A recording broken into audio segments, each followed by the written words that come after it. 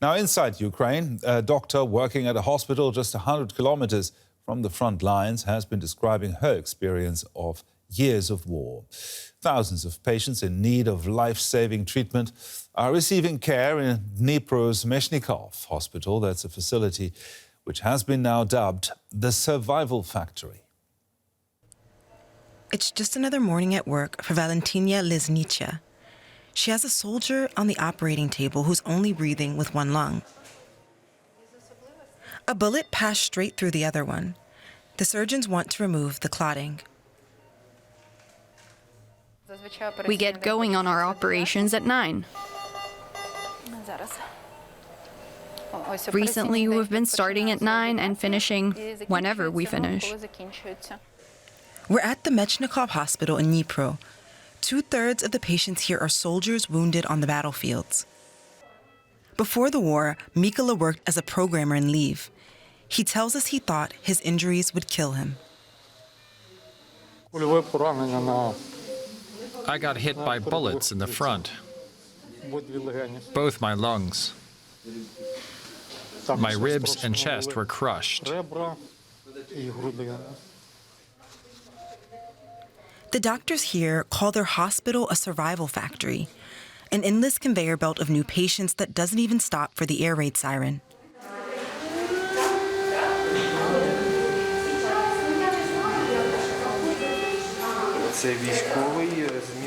This soldier has a mine injury as well as shrapnel wounds to both his lower limbs and the lower back.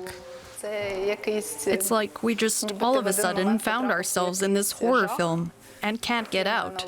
It's become our life. It's not something you can describe in words. You have to see it with your own eyes. Valentina's department specializes in treating sepsis patients. These patients have the most dangerous wound infections. She came here as a student and now leads the department. There's been fighting in Donbass on Dnipro's doorstep since 2014, but in the last 2 years, the number of admissions has gone through the roof. What's changed is that the first aid soldiers get after injury is much better than it was.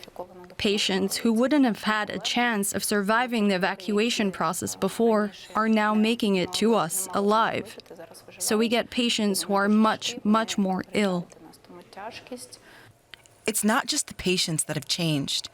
The medics have become faster, more efficient, but they've also burnt out. My colleagues and I have stopped asking our patients how they were wounded. Only if they tell us themselves, tell us their story. If we start asking too many questions, you just can't function. We're basically always at work. The day is over, but Valentina isn't going home. She has a night shift ahead of her. It's then that most new patients are brought in from the front lines. The doctors here don't have to read the news. They see how things are going by the number of ambulances arriving.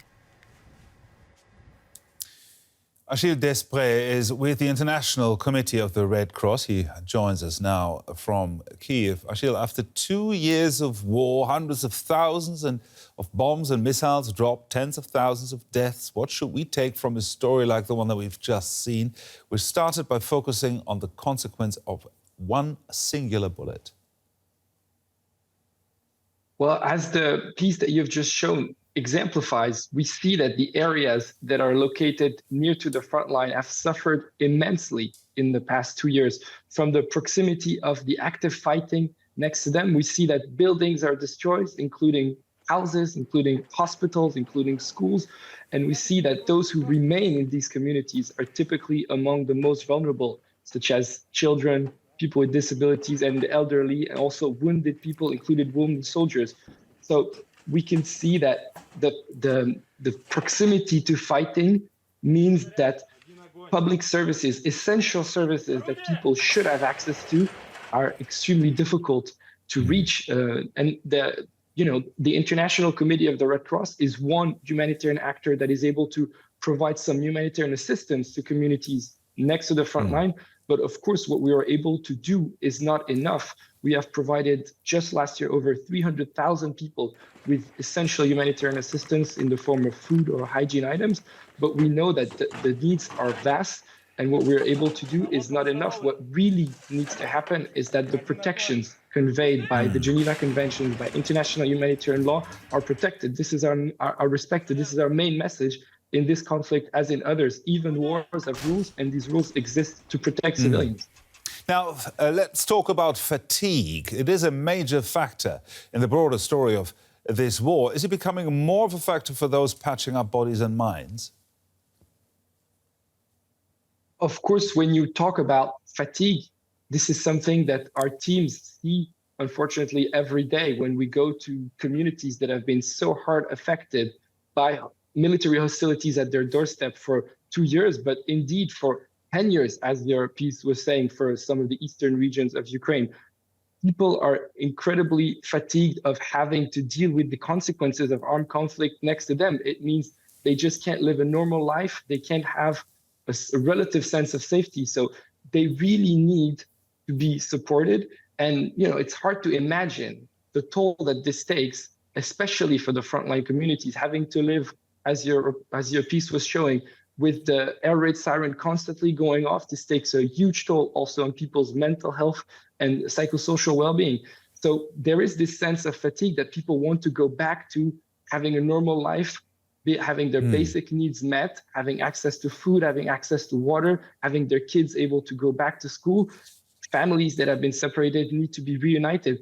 But that's why it's so important that the humanitarian needs in Ukraine remain a top priority for the global community, and it certainly is for us at the International Committee of the Red Cross. Thank you very much, Achille Després from the International Committee of the Red Cross in Kyiv. Thank you. Thank you for having me.